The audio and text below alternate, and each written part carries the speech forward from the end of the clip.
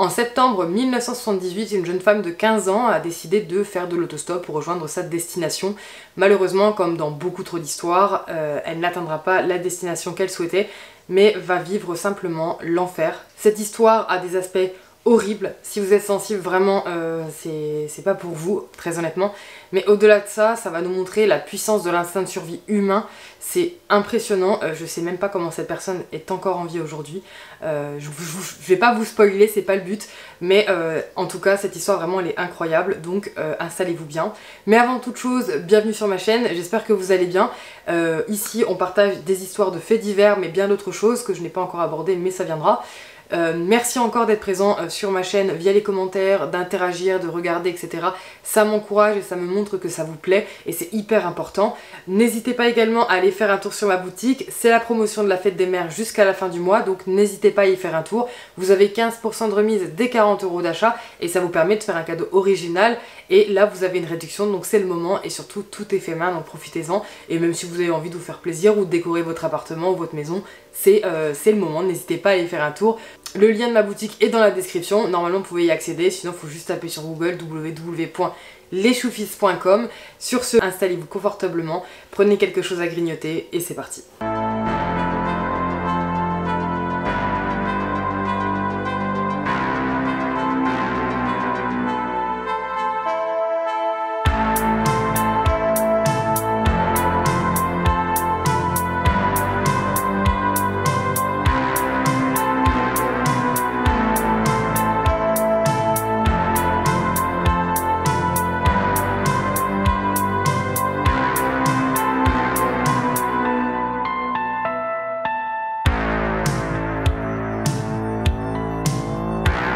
Donc avant de rentrer dans le vif du sujet de cette histoire, on va refaire un petit bond en arrière pour vous détailler qui est cette jeune femme dont on va parler tout le long de cette vidéo, puisque forcément c'est le personnage principal, donc il est important de savoir d'où elle vient et qui elle est. Donc Marie Vincent est née en 1963 et elle est issue d'une famille très nombreuse. Son père est mécanicien et sa mère est croupière de blackjack. Ses parents se sont rencontrés pendant que son père était dans l'armée. Et ensemble, ils auront 7 enfants, donc vraiment une famille très nombreuse, hein, bien évidemment, avec 7 enfants, c'est pas une petite famille. Malheureusement, les tensions vont très rapidement apparaître au sein du domicile familial et engendrer énormément de disputes et de tensions. Marie, à cette époque-là, ne supportant absolument pas cette tension continue dans le domicile, va tout simplement décider de fuguer et partir pour pouvoir s'éloigner de tout ça en fait et prendre son envol. Donc elle va fuir le domicile et va se retrouver à vivre dans la rue comme elle peut, en volant des choses à droite à gauche. Parfois elle va réussir à dormir dans des voitures qui ne sont pas verrouillées, sous des ponts, donc vraiment une vie pas facile au début en tout cas. Elle va décider de quitter Las Vegas, là où justement ses parents vivent et où elle vivait, pour partir définitivement et vraiment couper et mettre de la distance entre tout ça, et essayer justement de se reconstruire de façon plus saine. Donc elle va tout simplement faire du stop pour partir vers la ville de Berkeley en Californie pour rejoindre tout simplement son grand-père qui y vivait et qui avait une maison là-bas. C'est pas à ce moment-là que notre histoire va commencer, l'autostop se passe très bien. À cette époque, l'autostop était quelque chose de très commun, les gens l'utilisaient énormément, il y avait beaucoup de personnes qui faisaient du pouce sur la route et il y avait pas souvent de soucis, ou en tout cas c'était pas autant médiatisé que pendant une certaine période, avec certains tueurs en série qui vont être découverts par la suite et qui justement leur mode opératoire était de prendre des gens en autostop, donc ça a mis des alertes, mais à cette époque-là beaucoup moins.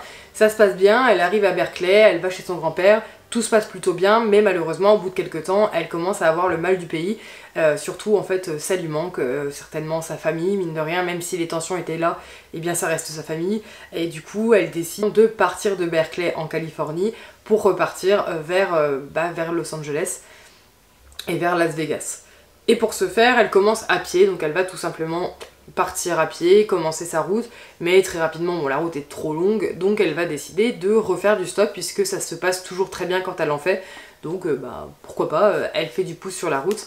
Un homme va s'arrêter à sa hauteur et lui proposer de l'emmener vers sa destination, chose qu'elle va accepter puisque c'était le but de la manœuvre, donc elle monte dans la voiture de cet homme et ils commencent ensemble la route. Très rapidement, Marie va se rendre compte que l'homme est très bizarre, elle le sent pas en fait, très souvent dans les histoires, vous avez dû en entendre parler, on a une intuition, souvent on a des choses qui se passent dans le corps, ou même au niveau du ressenti, enfin c'est assez difficile à expliquer, mais beaucoup d'histoires de personnes survivant à ce genre d'attaque l'expliquent qu'ils se sont sentis pas bien, enfin comme s'ils avaient une alerte en eux qui leur disait de s'en aller. Et bien c'était un peu le cas, elle se sentait pas du tout à l'aise dans la voiture, et surtout la personne à côté d'elle n'était pas du tout avenant et presque stressée, enfin il y avait quelque chose qui collait pas. Et une chose surtout importante, la plus importante d'ailleurs, c'est que Marie va se rendre compte que l'homme qui l'a pris en stop ne roule pas dans le bon sens. C'est-à-dire qu'il va à l'opposé de la destination auquel Marie devait aller. Donc là, c'est encore pire qu'un red flag, c'est pas normal. Donc du coup là, elle commence réellement à s'inquiéter. Donc à ce moment-là, eh bien, elle prend peur et elle exige qu'on arrête le véhicule et elle tente de s'échapper, elle veut partir, elle ouvre la portière, enfin elle veut vraiment partir de la voiture, elle est complètement prise de panique et l'homme à côté va tout de suite réagir et va tout simplement l'assommer pour qu'elle se taise et surtout qu'elle ne s'échappe pas de la voiture. Et pour ce faire, il va tout simplement sortir un marteau et lui fracasser sur la tête pour que Marie se taise et ne puisse plus réagir.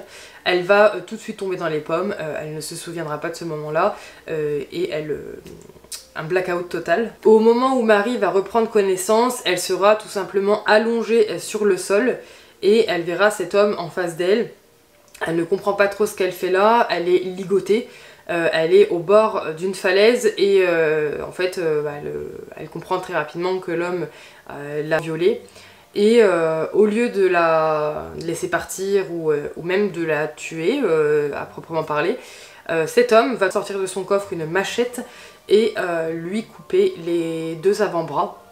Pourquoi? Aucune idée. Donc elle lui coupe à vif comme ça, réveillé les deux avant-bras et jette son corps par-dessus la falaise. Et la laisse pour morte puisque effectivement avec deux bras coupés et un saut dans le vide, on estime que la personne est décédée, donc cet homme reprend sa voiture comme si de rien n'était et s'en va, la laissant gire en bas du fossé, enfin c'est même plus qu'un fossé, et en estimant que il a fait sa tambouille, elle est morte, personne n'en parlera jamais. Et il reprend sa ville telle qu'elle était. Et en bas de cette falaise, Marie n'est pas morte, Marie reprend doucement connaissance, malgré sa chute vertigineuse et surtout l'amputation de ses deux bras à vif. Elle comprend très rapidement qu'il faut qu'elle fasse quelque chose si elle désire survivre, puisque là, elle se vide de son sang, très clairement, et au-delà de ça, elle a énormément de problèmes, puisque une chute engendre forcément de la fracture, ou alors des os cassés, commotion cérébrale, enfin tout ce que vous voulez. Donc elle comprend très rapidement qu'il va falloir qu'elle réagisse vite, bien, pour pouvoir s'en sortir. Ce qu'elle va faire, alors bravo à elle, je pense pas qu'on ait tous ces réflexes là, mais elle va tremper les deux moignons du coup de ses bras dans de la boue pour essayer de stopper les saignements, et quand elle va se redresser, elle va tout simplement lever les moignons vers le haut pour éviter que le sang ne s'échappe de trop, puisque ça va du coup faire redescendre tout et ça va permettre d'éviter qu'elle se vide de son sang. Donc elle va marcher avec beaucoup de peine forcément, les bras en l'air, pour pouvoir essayer d'atteindre une route et surtout trouver des gens qui puissent l'aider et l'emmener très rapidement à l'hôpital. Évidemment, elle va appeler à l'aide à maintes et maintes reprises dans l'espoir que quelqu'un l'entende, mais malheureusement ils sont dans un endroit très isolé et personne ne répond à ses appels au secours. Elle sait qu'elle devra s'en sortir d'elle-même, seule, donc elle décide de marcher en fait très difficilement jusqu'à au moins la prochaine route pour pouvoir aborder une voiture si possible. Donc faut bien imaginer qu'à ce moment-là, Marie est blessée au niveau de son corps, elle a les deux avant-bras coupés, elle est nue puisque... Donc oui, je ne l'ai pas précisé, mais évidemment, Marie a été complètement dénudée pour procéder à cet acte horrible juste avant avec l'homme de la voiture. Donc elle est complètement nue, blessée, et vraiment, c'est l'horreur. Elle doit essayer de trouver quelqu'un pour survivre, c'est essentiel. Elle va réussir à marcher sur quasiment 5 km sur l'Interstate 5. Je sais pas où elle a trouvé cette force, c'est incroyable. 5 km, c'est énorme, surtout dans l'état où elle était. Et elle va arriver à une route où elle va tout simplement croiser du monde. Et il faut savoir que le couple qu'elle va croiser, c'est une chance de dingue, puisque ce couple en fait avait pris la mauvaise route, c'était pas du tout là où il devait être, mais au final grâce à ça en fait ils vont réussir à trouver Marie et l'emmener tout de suite à l'hôpital, puisque son état est plus qu'inquiétant et surtout très grave.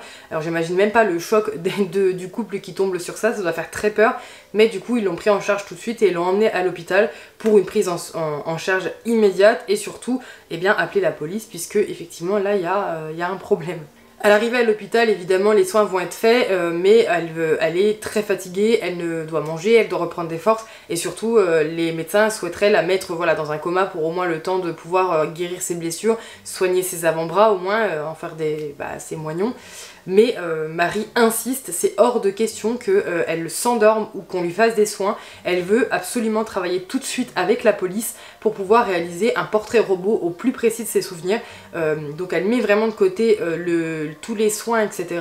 Elle ne mange pas, elle ne veut pas dormir tant que ce portrait robot n'est pas fait.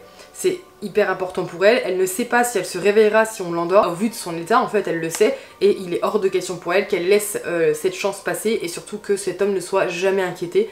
Donc elle va travailler toute la nuit avec la police pour réaliser un portrait robot, que je vous passe juste là, au plus précis de ce qu'elle se souvient, pour pouvoir espérer en fait qu'il soit reconnu, soit des services de police, ou soit tout simplement par quelqu'un qui le connaît, si ce portrait robot est partagé. Et elle aura bien fait. Alors du coup, bon, une fois terminé, Marie va être soignée correctement par l'hôpital, donc les médecins.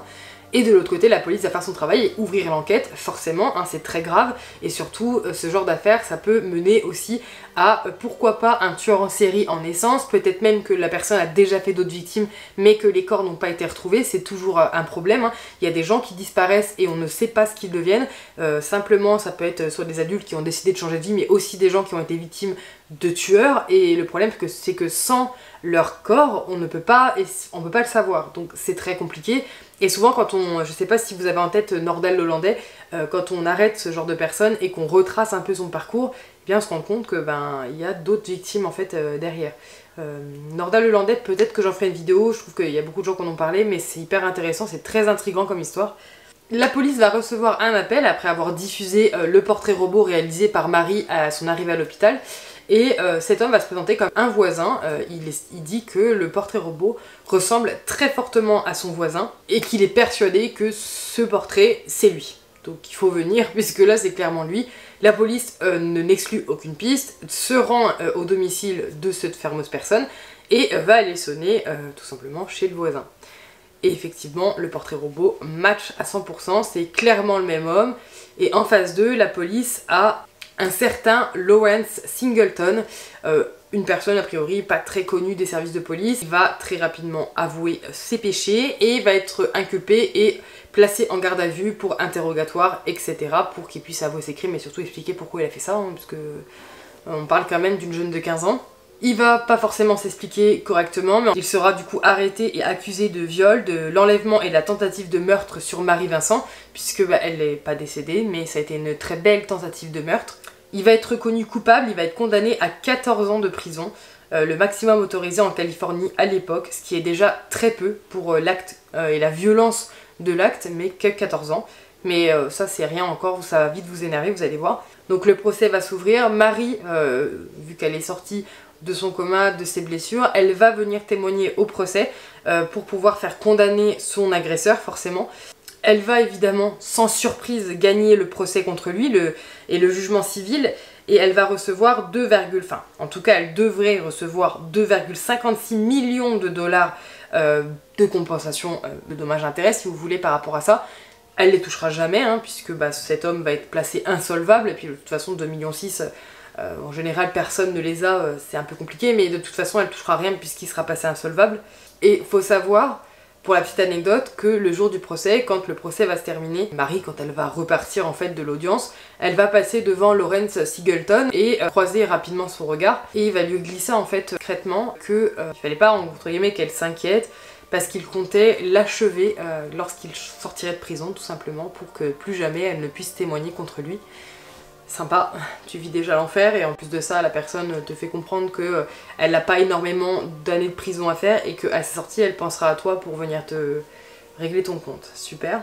Et c'est là où ça devient très énervant, c'est-à-dire qu'après seulement 8 années de prison, Lawrence Singleton va être libéré pour bonne conduite, hein, puisqu'il se conduisait bien en prison, donc il sera libéré sur parole en 1987, 8 ans. On en parle, 8 ans pour avoir enlevé. Au final, bon, elle est montée dans sa voiture certes, mais bon, c'était pas volontaire le fait qu'elle se laisse faire. Hein. Donc enlevé, violé et essayer de tuer une enfant de 15 ans, 8 ans. Mais écoutez, c'est pas fini parce que l'histoire est très loin de se terminer là, et surtout, eh bien, ça nous prouve encore une fois que certaines personnes ne sont pas faites pour vivre en société, c'est tout. Évidemment, la libération de cet homme va provoquer l'indignation dans tout l'état de Californie, hein. Tout le monde a entendu parler de cette histoire, ça fait le tour des médias à cette époque. Beaucoup ont estimé qu'il n'avait pas purgé suffisamment de temps pour ces crimes horribles, bien sûr que non. Il faut savoir que la tollée publique a été tellement intense que les gens sont tellement énervés de ça qu'il y a même des entreprises locales qui vont entrer en jeu. Il y a même un concessionnaire automobile qui va offrir à Lawrence Singleton 5000 $, non pas pour le féliciter, mais pour qu'il quitte l'État, qu'il dégage en fait. Ils en veulent plus dans leur contrée, donc c'est tu prends l'argent, tu dégages, on veut pas de toi ici. C'est arrivé à une ampleur tellement folle que les gens le payaient pour qu'il s'en aille. Ça va aller très loin, au-delà de l'argent, etc. Au début, il ne partira pas, il ne se laissera pas faire, peut-être qu'un ego surdimensionné, allez savoir. Mais ça va aller beaucoup trop loin quand au final, il y a une bombe artisanale qui va exploser au domicile de Lawrence Singleton, évidemment dans le but de le tuer. Là, ça commence à aller trop loin, la police commence à s'en mêler. Personne n'a été blessé durant cet attentat, si je peux dire, mais les autorités ont été forcées de le placer dans une maison mobile à la prison de l'État de Saint-Quentin jusqu'à l'expiration de sa libération conditionnelle l'année suivante, donc ils l'ont mis un peu sous protection. C'est quand même incroyable hein, qu'au final l'argent de la police va pour protéger les criminels. Donc une fois sa libération complètement effective, Lawrence Singleton va déménager à Tampa. C'est une ville en fait où il avait grandi, donc c'est une ville qu'il connaît très bien. Et il va commencer à s'appeler Bill, il va essayer de changer son identité pour éviter que son passé le suive, si on peut. Donc il va recommencer sa vie dans cette ville en essayant de prouver aux gens qu'il avait changé et que ce n'était pas le même homme. Mais non, chasser le naturel revient au galop, comme on dit. Malheureusement, cet homme devait rester plus longtemps en prison et aurait dû rester bien plus longtemps en prison, ça aurait évité ce qui va suivre. Le 19 février 1997, à Sulphur Springs, en Floride, une femme, Roxanne Hayes, une mère de 3 enfants, âgée de 31 ans à l'époque, qui malheureusement s'était tournée vers le travail du sexe pour subvenir aux besoins de sa famille, va accepter de suivre Lawrence Singleton chez lui pour la maudite somme de 20 $, pour une prestation que vous imaginez bien évidemment, je ne vais pas vous faire un dessin. Arrivé à la maison de Lawrence Singleton, les choses vont très rapidement déraper, ça va dégénérer. Et en fait, c'est un peintre local de bâtiment qui va décider de passer par la maison d'un client à Tampa pour faire des retouches. Ce client, c'est Lawrence Singleton, et quand il va arriver à son domicile, il va être témoin évidemment d'une scène horrible qui s'y déroulait en instant, en direct, c'est-à-dire qu'il est arrivé vraiment en direct. Quand il a regardé par la fenêtre, le peintre a vu donc, Lawrence Singleton, qui connaissait du coup sous le nom lui de Bill, complètement nu et couvert de sang, debout au-dessus d'une femme immobile sur un canapé et la poignardant avec une intensité frénétique et vicieuse. Il est arrivé pile au moment où il était en train d'achever Roxanne en fait sur son canapé. Il a été complètement témoin de la scène, hein, bien évidemment, donc imaginez pas le choc. Un journal a rapporté que le peintre disait qu'il a entendu le bruit des os craquer à chaque poussée, comme des os de poulet qui se cassent. Quand Lawrence va être évidemment arrêté, la police va être prévenue, va arriver très rapidement sur les lieux, il va être arrêté, interrogé pour encore une fois connaître le pourquoi du comment, pourquoi il en est arrivé à ça, même si on peut plus l'excuser, c'est la deuxième fois. Il va affirmer que leur rencontre était rapidement devenue violente. En gros, il explique que non, ça a dégénéré, c'était pas volontaire, qu'elle a essayé de le plumer en fait une fois qu'elle était arrivée chez lui, et que quand ça a dégénéré, elle aurait pris un couteau, et puis voilà, une chose en entraînant une autre, c'est un accident. Entre autres, c'est ce qu'il dit. Mais le peintre, quand il va être réinterrogé, parce qu'il a été témoin direct de la scène, il va avoir une version complètement différente, parce qu'il va affirmer qu'au moment où il a vu Lawrence Singleton attaquer Roxanne, elle semblait déjà incapable de se défendre. Il l'a pas vu se débattre, en fait, il a pas vu cette femme se débattre ou faire quoi que ce soit. Donc pour lui, en fait, il était déjà en position de force, et il l'a achevée, elle se défendait même plus, quoi. Enfin, il continue de la poignarder, elle était déjà morte. Donc sans surprise, Lawrence Singleton va être accusé très rapidement de meurtre. Son procès va s'ouvrir. Incroyable que ça puisse paraître, Marie Vincent, donc sa première victime, va faire le déplacement jusqu'en Floride pour pouvoir témoigner à son procès et appuyer sur le fait que cet homme est dangereux et que cette fois-ci il faut le condamner à vie quoi, enfin faut plus qu'il sorte. Au cours du procès, quand elle va venir témoigner, elle va pas le lâcher des yeux, c'est quelque chose qui est plutôt courageux, hein, puisque en général, quand on est victime comme ça, c'est difficile hein, à faire quand même. Elle va l'identifier formellement, évidemment, en racontant son histoire. Elle va dire, je cite, « J'ai été violée et on m'a coupé les bras. Il a utilisé une hachette et il m'a laissé mourir. » Ça devait être tellement dur pour elle de revenir là-dessus. Il a été reconnu coupable et condamné à mort en Floride en 1998, tant mieux. Cependant, aucune date d'exécution n'a jamais été prévue. Le 28 décembre 2001, à l'âge de 74 ans, Lawrence Singleton est décédé. Non pas à cause de sa peine ou quoi que ce soit, il est simplement décédé d'un cancer derrière les barreaux du centre d'accueil de la Floride du Nord à Stark. La maladie l'aura rattrapé, il n'aura jamais vraiment payé pour ses actes. Évidemment, cette affaire n'en restera pas là, c'est-à-dire que cette affaire va marquer la Floride et grâce à cette histoire, on va dire grâce c'est un grand mot, mais ça va engendrer énormément de changements, notamment à cause de l'indignation causée par les crimes de Lawrence Singleton et la courte peine initiale, puisqu'encore une fois, s'il avait été condamné à une vraie peine de prison au début, il n'aurait pas pu assassiner Roxanne et ça aurait fait une victime de sauver, tout simplement. La Californie va adopter une série de lois qui va permettre des peines de prison beaucoup plus longues pour les personnes reconnues coupables de crimes violents, y compris une loi qui rendait punissable l'enlèvement avec l'intention de commettre un crime sexuel par la prison à vie. Puisque quand on estime que quelqu'un a fait une tentative de, eh bien ça ne pouvait pas être condamné par des grosses peines de prison à cette époque, d'où le fait qu'il ait été condamné uniquement à 8 ans de prison et non pas à plus, parce que tout simplement il n'a pas tué la personne, elle était encore en vie. C'était une tentative et non un meurtre. Oui mais pour lui, il l'avait tué. Faut pas oublier qu'il l'a jeté d'une falaise, coupé les 2 bras. Enfin, qu'est-ce qui est devenu Marie? Parce que c'est hyper intéressant de voir ce qui est devenu cette femme aussi forte. Enfin, l'instinct de survie est juste incroyable. Vous vous rendez compte, on lui a coupé les 2 bras à la machette après avoir été violée, donc le traumatisme était déjà important. On l'a jetée du haut d'une falaise et elle a réussi à survivre et à se battre jusqu'au bout pour faire condamner cet homme, jusqu'à repartir sur un procès quelques années après en Floride dans un autre état pour pouvoir le faire condamner à vie. Cette femme est une héroïne. Et bien qu'est-ce qu'elle est devenue? Marie a commencé à utiliser des prothèses de bras 2 semaines après l'attaque, donc très rapidement.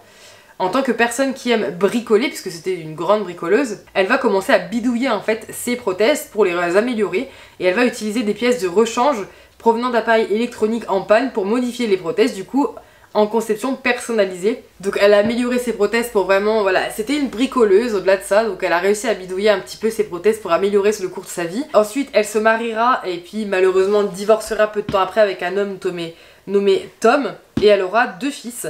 Aujourd'hui elle vit à Vogue, à Washington, avec son mari Tony McGriff, donc maintenant c'est Mary McGriff et non Marie Vincent. Elle évidemment, elle parlera ouvertement de la guérison en devenant une défenseuse ultime des victimes en faveur des droits des victimes et en prononçant des discours de motivation. Donc elle aidera des victimes de viol, de tentatives de meurtre, etc. à essayer de s'en sortir dans la vie. Voilà, elle donnera de son temps pour les aider, c'est beau. Et en ce qui concerne son métier actuel, donc artiste, il faut savoir que Marie travaille avec des pastels à la craie pour créer des femmes puissamment optimistes comme des figures féminines. Elle dessine également des portraits de famille et des individuels sur commande. Cette femme est incroyable. Vraiment, quand j'ai lu cette histoire, je me suis dit mais quelle force de la nature. Vraiment, c'est impressionnant de voir à quel point certaines personnes ont une force en eux et qui parfois ne le soupçonnaient même pas en fait. Je pense qu'on se sous-estime très souvent, mais on est capable de faire des choses juste incroyables. Et en fait, ce qui l'a poussée à survivre, Marie, c'est principalement son instinct de survie, bien évidemment, mais également cette volonté qu'elle avait de faire condamner cet homme, en fait, qu'il ne s'en sorte pas, qu'elle ne soit pas morte en vain s'il fallait, mais elle voulait pas juste mourir en bas de sa falaise, et que l'homme puisse tout simplement faire vivre ça à quelqu'un d'autre. Donc elle a réussi à se traîner jusqu'à là pour pouvoir tout simplement le faire condamner, et la preuve en est, c'est qu'arrivée à l'hôpital, elle a rejeté les soins jusqu'à ce qu'elle ait fini son portrait robot, et je trouve ça incroyable. Au-delà de la violence de cette affaire, hein, on va pas se mentir que c'est extrêmement violent, quel intérêt de couper les 2 bras, enfin c'est juste lunaire. Je sais pas si vous connaissez cette histoire, dites-le moi en commentaire si elle vous a plu. Si vous la connaissiez, n'hésitez pas quand même à commenter et à me dire si vous avez appris davantage de choses. Moi j'ai adoré cette histoire, enfin adoré c'est un grand mot bien évidemment, mais je l'ai trouvée intéressante à souhait. N'hésitez pas à aller faire un tour sur ma boutique, c'est hyper important. En ce moment vous avez la promotion, n'hésitez pas à vous faire plaisir, c'est l'occasion en tout cas. N'oubliez pas de vous abonner également, c'est important, ça me permet de voir que ça vous plaît, ça fait grandir la chaîne. Voilà, on n'est pas beaucoup mais ça peut me permettre aussi de la faire grandir. Sur ce, merci d'être resté jusqu'au bout si vous êtes arrivé jusque là, merci pour votre soutien et sur ce je vous dis à lundi prochain pour une prochaine vidéo. Adieu.